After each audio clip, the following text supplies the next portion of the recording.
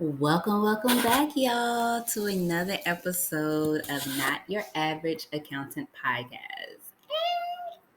Okay, y'all, I know I said I was gonna be back the next week, but I was in the fields, so I'm gonna get right back into it. So the BBW Black Business of the Week is shout out to InnerMeStudios, y'all.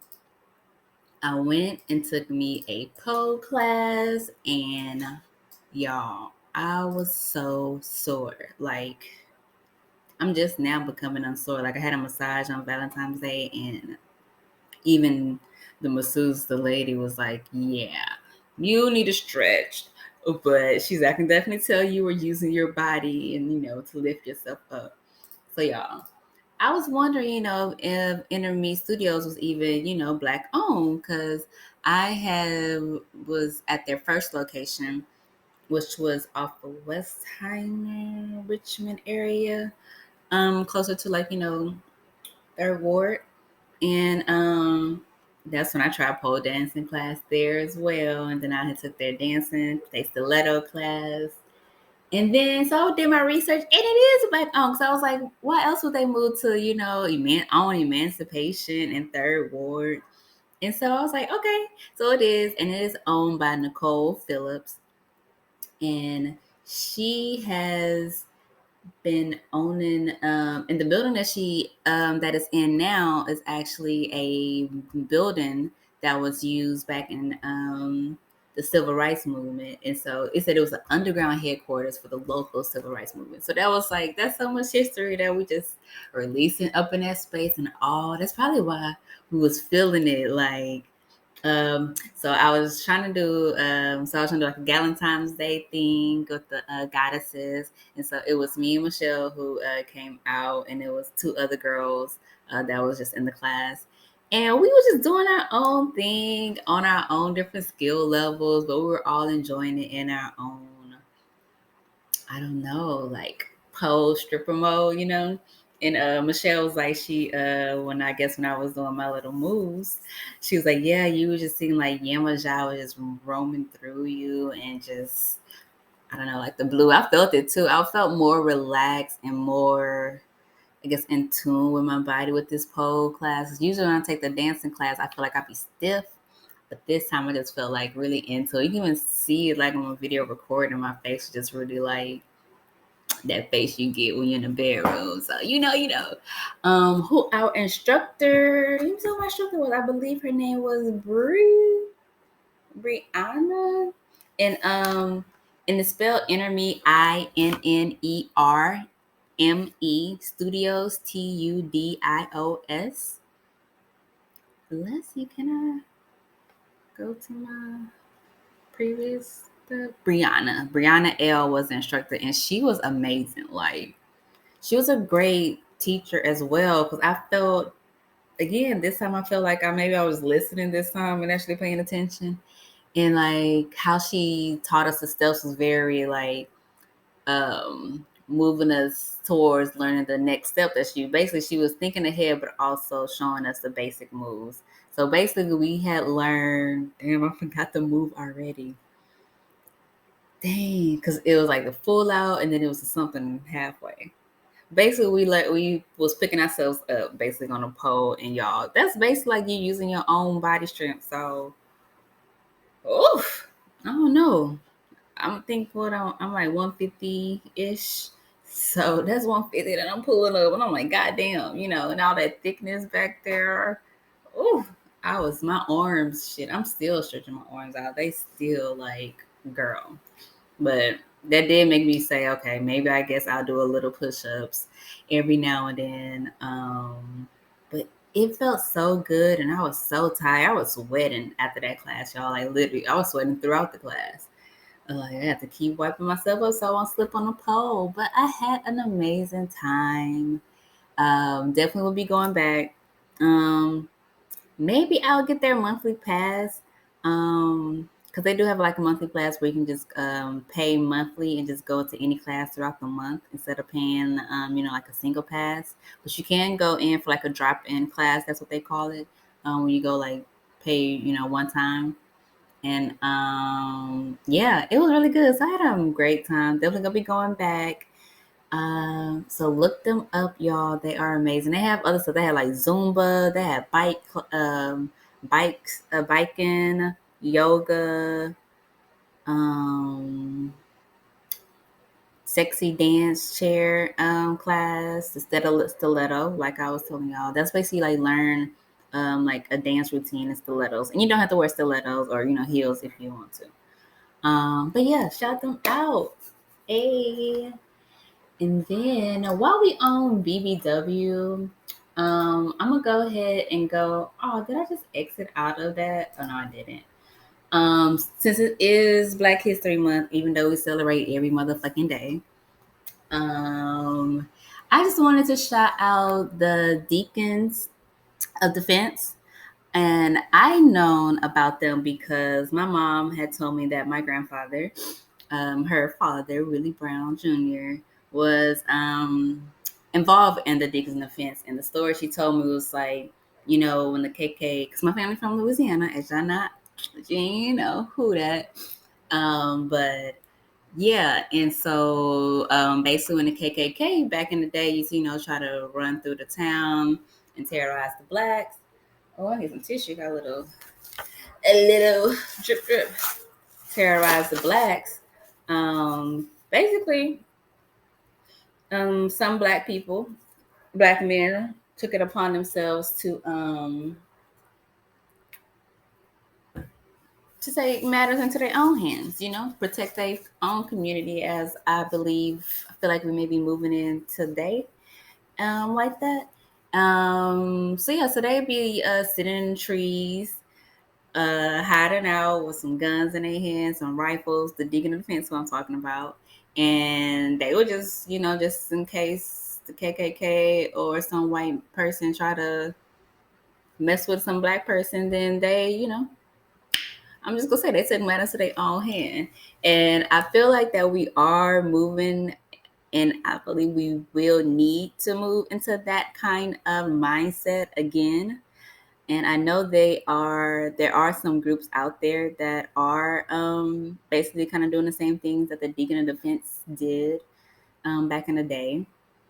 And it was crazy. They were started in Louisiana. It was throughout Louisiana, and Bogalusa is where is the Bogalusa the Deacon of Defense that I know of because of my family. That's where they're from. And that's where also the Deacon Defense, that's where, what's his name? Um, Shucks, I cannot even think of it right now. Oh, Robert Bob Hicks. That's where he comes into play because he was also a part of the Deacons of Defense. And he basically, what I was trying to see, what was the difference between the other Deacons of Defense? Because let me see. I found this article. So I was trying to look. It was crazy. I was trying to look for the factual statement about my mom, trying to find because she's a Black History Month fact or Black History fact as well. She was one of the first Black babies, to be born in the white hospital or among the white babies back in the day. And my mom was born in 1966. So imagine that, y'all. The first Black baby to be born with babies. My mom just was thinking about it because I had told her. She was like, "Sure, I wonder was some nurses like pinching me or something?" Because racism. Pinching her as a baby back then when she was a baby. But the other Deacon Defense were because it started in Jonesboro, Louisiana, Jonesboro. Then they had one in Homer, and then they had one in Faraday, and and then the one in Bogalusa. So I was trying to figure out, what's the difference and why, and in Bogalusa, everyone praised Bob Hicks so much, and because I even went to like his a party celebrating him one time for one of their Black History programs. Basically, what I just doing a little research, I saw that Bob Hicks kind of took the like, yeah, we gonna come at you with guns because you coming with your guns, we gonna come with our guns, pow pow pow. Bob Hicks actually took it in a political route where he actually was able to get some rights, get something, in writing, to help the Black community, the Black people move, get what's theirs and get some respect and get some dignity. And yeah, he turned to the court system for help in the workplace, opening job opportunities and promotions that were unattainable for African Americans. Even like the register to vote. Like even reading about that, it's like, damn, they told them like, yeah, you can vote, but you got to vote for the right, politician. And that's funny because that's basically what they do now still, and nothing changed. But yeah, check them out. Things of Defense. I feel like we definitely need to go into that route of, if they not gonna protect us, then we gotta protect ourselves. You know what I'm saying? Like, get your gun license. Like, even though in certain states, Texas, that you don't, they say you don't, you don't need your gun license anymore. Like that. Black people, get your fucking gun license, because even that you're Black, they're still gonna ask you for your license, gun license, even though it's not, required. And yeah, I still say people should still get their gun license. Like, go ahead and take the course. Shout out to Sanders. Dang, I don't know his name. Sanders Tactical Gun Range. But Darius Sanders, go hit him up because he will definitely get your gun license, and he's a great teacher. He taught me. But yeah, like, hold on, let me get y'all the right thing so y'all can get your gun license. But yeah, I'm just saying that we gotta take back what's ours. We gotta protect our own. Sanders Tactical Performance. So yeah, go look him up. Cause y'all see what's been in the news, all them trail derailments, all those shit in the sky from China. Like, my friend was just like, he ready to get this shit ready for what do you say, doomsday? Like, we gotta get our doomsday prep together because this shit is happening, We literally are living through the times of the end of the world or end of this era. So, and I think it's 2025 or 2026 is when I guess would be our new age or whatnot. Because we said global warming, and it's actually it's global coding, like it's getting colder. So, yeah. So let's get into Netflix and chilling, y'all. So, speaking of Netflix, them motherfucking prices, y'all. So I was thinking about, okay, maybe I'll start paying for Netflix, since I pay for Hulu. And then like Hulu, I'm only paying $4.99 because I got the Hulu, ESPN, and Disney all for $4.99. But it do come with ads, but shit, I don't really care that much, even though it do get on my nerves sometimes. But still, Netflix prices, y'all. What the fuck? What the fuck? $14.99 and then the $6.99. Now Netflix want to come with commercials. I thought that was the whole point of us going back and forth with Netflix. Like, y'all didn't have commercials and everybody else kind of did. Like, nah, they see that inflation is real. And they need some money. And they about to charge us. And they trying to do the password. We can't share passwords and shit. Like, what the fuck? So, and then this wasn't on Netflix, but it was on Hulu. So I was hanging out with a friend, and they like crime documentary shit like that, And people like that, I be having a second look at them little, one too, because like you be like, all right, you trying to kill me, or like what's your motive for watching all these crime shows? But they do be good. So this one that I got into was called Stolen Youth. And this motherfucker was crazy and stupid. Basically, this girl dad, because this girl always talk about praise up her dad. He was in the military. He know all these important people. He did this and that. And but her dad was in jail. mixing up my word. But her dad was in jail.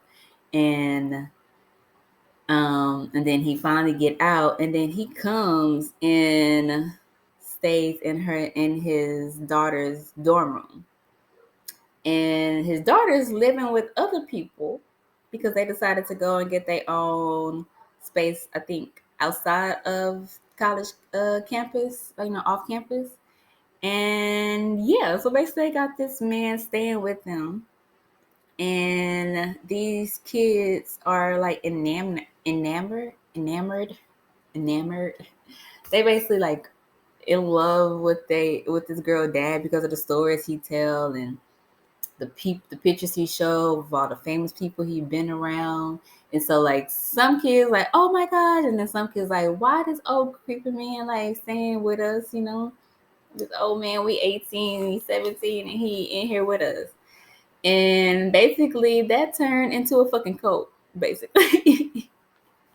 From the daddy moving in, it turned into basically a cult for them kids where they basically had their college years, their developing years all erased, or like not even a chance to even have a young adult life because of their mental capacity that they had. He was preying on those young people and preying on their insecurities, preying on anything negative that they thought about themselves or others, like their family.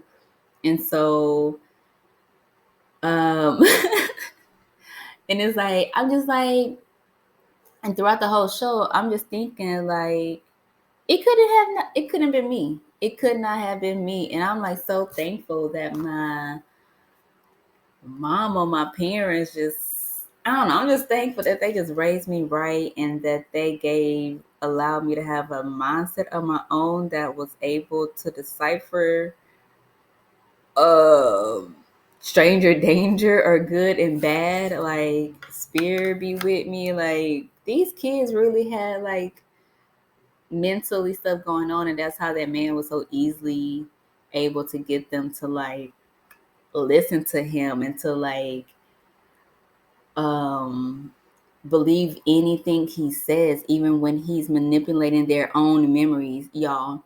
So like basically the documentary shows you basically in line how the dad got this person and how it trickled down, and then how they all left and how it trickled down. So basically it started with his daughter, and then her daughter boyfriend, I forgot his name. His daughter boyfriend. He really was the main person that got everybody involved, and he got all his friends involved and his own fucking sisters, y'all. How you get both your sisters and then one of your sisters just go crazy, like. So basically, and then he started with this other girl, which was probably, I think she was like the weakest out of them all because the way that he was like, oh, she needs real help. I have to talk to her and stay in her room for like 12 hours throughout the day because she's really needs some healing. She needs some help. Even like them kids not going home to their own parents, staying in a dorm room with the man because he was like, no, I need to work on her. Don't you want your daughter to get better? And the mom was like, yeah, yeah. I'm just like, what the fuck? I, my mama, what? My mama be like, all right. She'll say like the code word that she be telling me to figure out, if I'm in danger. Like my mom be sending us code words like in text messages, I guess, when like she don't think the text message is us, or if like the call or something, or we call on accident, she like send a code message that only we would know. Like, I wish I would be like, no, I'm not coming or whatever because so and so dad told us. Yeah. So he had even like the parents and or some parents, I'll say. Because because what can you do? Your kids is in college and they're adults once we turn 18, and what can you do? Because even the one parent's like, yeah, we couldn't when we go to the police and say like, oh, this man doing this. They were like, but do you got evidence or your kids saying, their kids not saying anything, and they are adults. So, yeah. So the dude, the boyfriend, I'm just gonna call him Jose. He was like, okay, I guess he helping Natalie, so it's working. So I guess he go work on me. So he finally, I guess, opened up to the dad about his trauma and all that stuff. And the dad was like, the dad, I guess, just pinpoint and pick throughout stuff. He made this boy believe that his parents was raping him, believed that his parents was um like a big selling drug dealer. Like he made he made the boyfriend and his sisters believe their parents was against them. Like crazy. And how he got his sisters involved was because yeah, he had his little sister come visit, and his little sister again fell in love with the dad. I don't know, whatever stories he was fucking saying, and she started staying there. And so it's crazy. They were staying in this. They had their own dorm room, and then they moved with the dad to this small apartment, and they was basically living in a 1 bedroom apartment with like 7 people. Like what? Like it was so I know it's crazy me talking about it. Like I'm going all back and forth. But yeah, check it out, y'all. In the end, the dad did get jail time. Um because of the siblings talked against him. Um damn, hold on, y'all. Oh yeah, I know that. Oh, that's just workout, but I already knew that was the problem, so you already knew that was the problem. Um Anyways, so yeah, y'all should check it out because it is good. Like I literally have left my friend's house and have still came back to put it on to finish the. And it's like three episodes and it's three like an hour long, I think. And then I want to talk about Valentine's Day. Happy Valentine's Day. I didn't have a Valentine's, but I guess it was me because I went and got me a massage and got me some tacos because it was Tuesday, Taco Tuesday. But it was amazing. I took me a bath because I told you I was sore, so that massage was perfect. Even though I was like, dang, I was too sore for that massage. That was, whew. I was holding crystals, yes, and I went again to Houston Aztec Massage and holding them crystals because baby, I needed that. And then I want to give y'all an update on my boobs. So I did went and got it's called a breast aspiration, and that's where you go and get the fluid taken out of the benign cyst. Yeah, and so it really wasn't as bad as I thought it was. I was, freaking out. I'm like, oh my gosh. But again, I had the same nurse. She was so accommodating, so loving. So I needed that love. And then the doctor that came in, it was a man. And but he was cool because he came in with like some calming music on his like speaker. It was like speaking in Spanish, singing in Spanish, talking about love. And I was like, okay. And so I'm calm. And he was like, you can watch it. I was like, nah, because I don't fuck with needles. Tattoo needles, yeah.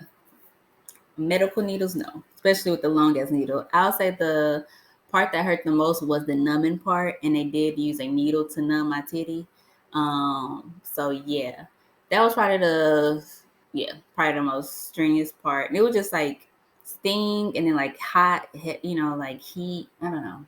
Yeah, and then next thing you know, I didn't even notice that, he had stuck the other needle, to suck out the stuff. And he sucked it out and he had showed me, the fluid. And it was like a brownish color and stuff. So I was just like, wow. It was probably like about that much in there. So I was like, okay, it was. And I feel like that was the size of it too. So get checked, y'all. Make sure y'all do y'all check your boobs, and do your well woman exam and your pap smear and all that, mammograms. Um, yeah, and also, because this is going to you good, I've been on the Sacred Woman journey with my Queen Healing Circle ladies. We are on week 2, and I can just say it's been a journey. definitely had me asking a lot of questions to myself. And also, it's like you do a 21-day cleanse, and then and it's from Queen Afua. Is also where we are using this Queen Afua, Sacred Woman. That's her book, so we follow the book, and waking up at 4 has been a little tricky, but I also I don't get down on myself, like try to be perfect, with everything. I just said as long as I do it with attention, and as long as I do something, I feel okay. And as long as I'm still, eating healthy or trying to be, because I had some mess ups. I was like, I felt I had a sweet tooth, and I had stole chocolate off my altar. But yeah, I'm doing good. And just want to shout out my other queens who are going through the Sacred Woman journey. We about to be through this shit. Hey. What else? What else? The Rihanna Bowl. Oh my gosh, y'all. We not getting another fucking album. We not getting an album to I don't know how long. So blessings upon blessings, but it was amazing. Rihanna, she did amazing. Robin did amazing. It's crazy on a Sacred Woman journey. We have to come up with our divine contemporaries, and I put Robin Rihanna Fenty is my divine contemporary. So I don't know who else I look up to or strive to be that's not family or whatnot. But yeah, so Rihanna was one, so that's so funny. But yeah, she did amazing. I think people, unless you haven't been to a Rihanna concert or know that Rihanna is Rihanna, then for everybody saying, the performing and all that stuff, it's Rihanna. And then when we saw the belly, it was like, okay, it made sense. She's not gonna be doing all her grounding and stuff that she was doing, but she did the damn thing. The visuals was amazing. And then reading or listening to some TikTok girl about why that they did the levitating stage was because this year the players were saying the grass felt good at one stadium because we had real grass instead of turf, and so now they are putting real grass in all the NFL stadiums. And so I guess with real grass you can't really step up on it a lot, and so they were trying to preserve the field for the players, and so that's why they have the levitating stage. And I was just like, wow. So they accommodated the players, Rihanna, of course, and still. So I was just thinking about all the mechanics and all the work that they had to do to even put up the mechanism to hang all that stuff. Because they was like, it had to at least carry 100 or 10,000 pounds. The floating stage. Sorry, y'all, I had to take a sip. But yeah, Rihanna did good. I was singing my heart out. I was just so excited. I was like, if I don't get a Rihanna concert, the Super Bowl is my Rihanna concert for the 6 years that we haven't got anything. So yeah. So yeah. So y'all, I'm about to head out to Mardi Gras. Y'all ready? Show me them beats. Yes, I'm so excited. I feel like I've been needing to go to Louisiana to just go back to my roots, my family, my ancestors. So I'm excited because I haven't been to Mardi Gras in a minute, and it's definitely going to be different this time around. Cause I'm a little older, and it might not do what I used to do. But I'm still gonna go for the nostalgia, for the atmosphere of the Louisiana people, for Carnival. I did say I was gonna try to say for Fat Tuesday, but I don't think I am. But I'm still just excited to go down like y'all. Like I feel like a kid right now. Like I'm so excited.